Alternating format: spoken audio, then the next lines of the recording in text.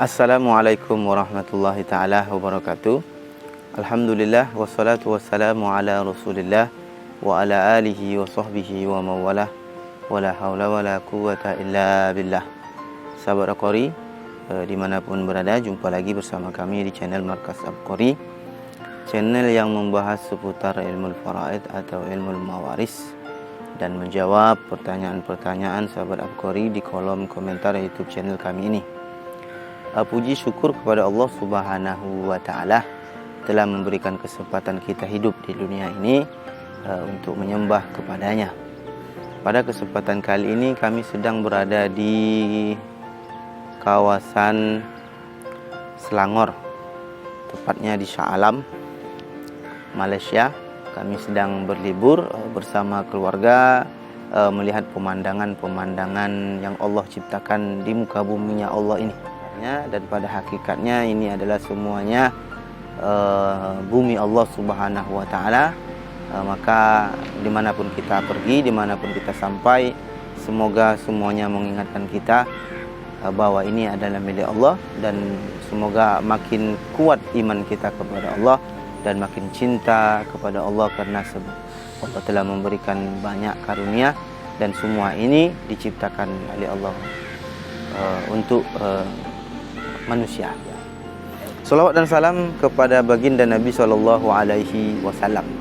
Di pagi yang cerah ini kita akan membahas masalah warisan yang selalu menjadi polemik gitu ya, atau permasalahan di tengah masyarakat juga. Bagian laki-laki 2 kali lipat daripada bagian perempuan, gitu kan? Kalau kita kembali ke belakang, yakni sejarah ketika Islam datang, sebelum Islam datang itu, khususnya di mana Nabi SAW yang akan diutus di sana, yaitu di tanah Makkah, praktek kezaliman terhadap perempuan dan anak-anak itu sudah terjadi dan diterapkan oleh mereka, bahwa perempuan tidak sama sekali tidak mendapatkan bagian waris, anak kecil juga tidak mendapatkan bagian waris. Kemudian ketika Islam datang, Islam menghapuskan kezaliman itu. Kemudian Allah Subhanahu wa Ta'ala menetapkan bahwa perempuan bagiannya setengah. Kalau dia anak perempuan, walaupun dia masih kecil, walaupun masih bayi, bagiannya setengah apabila orang tuanya wafat. Contohnya seseorang wafat meninggalkan anak perempuan sendiri, dia tidak mempunyai anak laki-laki, maka anak perempuan ini bagiannya 1/2. Itu banyak sekali ya, separuh pembagian, separuh harta yang ditinggalkan. Jadi untuk perempuan itu sudah banyak, separuh.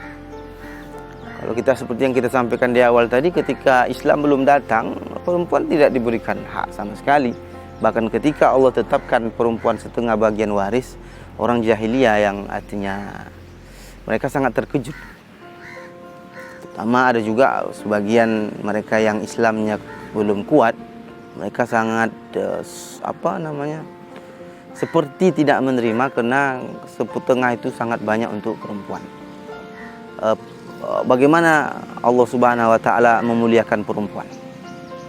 Bagaimana Allah memuliakan perempuan dengan memberikan setengah dari harta orang tuanya. Begitu juga ketika seseorang perempuan ini dia posisinya sebagai saudari, perempuan kandung. Ya, seolah ketika saudara kandungnya wafat, baik laki-laki atau perempuan, wafat dan tidak mempunyai keturunan, ayah ibu sudah tidak ada, saudara kandung tidak ada, hanya ada saudara perempuan. Saudara perempuan ini mendapatkan setengah harta saudaranya. Itu sangat luar biasa, sangat banyak. Itu sangat banyak, separuh harta itu sangat banyak. Dan pada zaman ini terlalu banyak orang latah, ya, mengatakan bahwa Islam tidak adil, mengatakan Allah memberikan bagian laki-laki 2 kali lipat bagian perempuan. Perempuan terasa dizolimi. Nah, itu adalah bagi mereka yang tidak bisa kita katakan tidak berpikir dengan cerdas, tidak berpikir dengan baik, tidak membaca sejarah. tidak, bagaimana Allah menetapkan itu, itulah sesuatu yang sangat adil. Allah menetapkan sesuatu itu sangat adil. Kalau Allah kita anggap tidak adil, siapa lagi yang adil selain Allah Subhanahu wa Ta'ala? Apakah saya, apakah Anda yang mengatakan bahwa Allah itu, Islam itu tidak adil dengan memberikan bagian perempuan setengah daripada bagian laki-laki, artinya laki-laki 2 kali lipat, perempuan setengahnya? Kalau kita lihat realita secara logika saja, kita lihat, kita abaikan tadi sejarah, kita abaikan masa lalu tentang perempuan, kita lihat secara logika. Ketika perempuan itu hadir di muka bumi, maka perempuan itu dinafkahi. Perempuan itu dinafkahi. Ketika dia menjadi seorang anak perempuan, maka dia dinafkahi oleh ayah, dinafkahi oleh orang tuanya. Sepenuhnya, pendidikan, kesehatan, makan minum, sandang pangan, segalanya dinafkahi oleh ayahnya. Kemudian ketika perempuan ini menikah, maka si perempuan dinafkahi oleh suaminya. Segala halnya, makan minum, semuanya, kesehatan ditanggung oleh suaminya yang menjadi kepala keluarga, yaitu suami si perempuan ini. Kenapa lagi perempuan Allah berikan? Secara logika saja kita lihat kenapa perempuan bagiannya sedikit. Ini kata mereka. Secara logika juga. Jadi kita lihat bahwa pertama tadi apa? Mereka tidak mengeluarkan nafkah untuk orang lain, tapi dinafkahi. Kemudian kalau laki-laki, ketika dia dewasa, maka dia akan mencari duit untuk membeli mahar istrinya.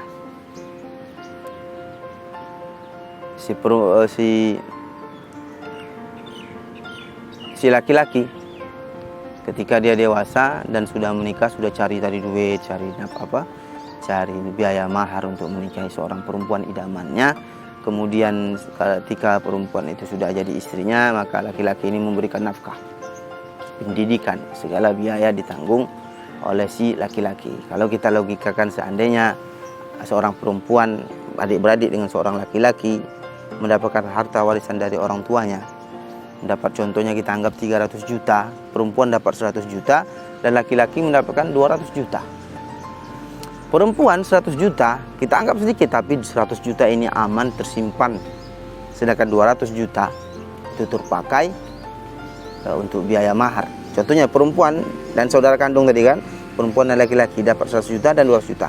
Perempuan ini dilamar oleh laki-laki, dia mendapatkan mahar bertambah 200 juta. Kemudian menikah, dinafkahi oleh suaminya full, maka duitnya tidak berkurang sama sekali, bahkan bertambah. Adapun laki-laki, dia dapat 200 juta, dia harus beli mahar, dia harus menanggung biaya pernikahan. Ketika dia menikah, dia menanggung biaya segala kebutuhan istri.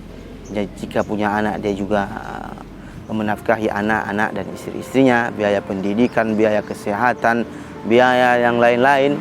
Maka 200 juta itu sangat sedikit apabila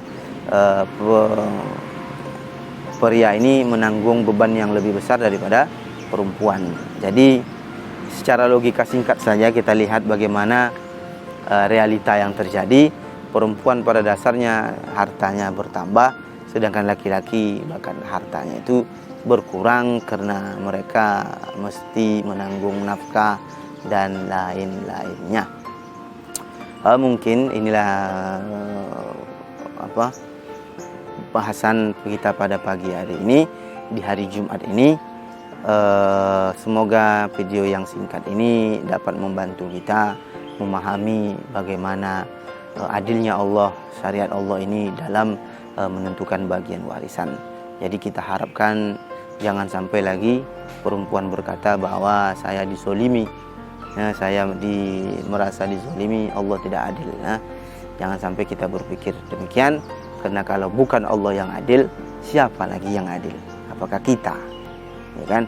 Maka kami mohon maaf atas segala kekurangan dalam penyampaian, ada kesilapan, kami mohon maaf sebesar-besarnya.